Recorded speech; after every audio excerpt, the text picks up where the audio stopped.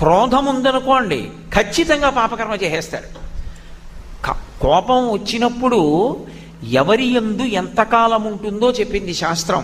వాడు ఉత్తముడు, వాడు సాధనలో ఉన్నవాడు అని తెలిసిపోతుంది. ఎందుకో తెలుసా? ఉత్తమే క్షణకోపస్య మధ్యమే ఘటికాద్వయం అధమే స్యాదహోరాత్రం పాపిష్టే మరణాంతకః. కోపం ఎవరి యందు ఎంతసేపు ఉంటుంది అన్నదాన్ని బట్టి వాడు ఎంత సాధన చేస్తున్నాడు అన్నది తెలిసిపోతుంది. ఉత్తమే క్షణకోపస్య, ఉత్తముడైన వాడికి కూడా కోపం వస్తుంది. ఎందుకో తెలుసా? విభేదించిన కారణం చేత.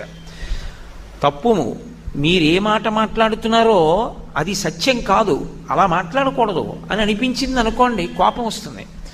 కానీ ఆ క్షణం అంతే. ఆ విషయంలో విభేదించాను, అక్కడ వరకే. మిగిలిన విషయాల్లో గౌరవం ఎందుకు తీసేయాలి? కాబట్టి అక్కడితో వదిలిపెట్టేస్తాడు.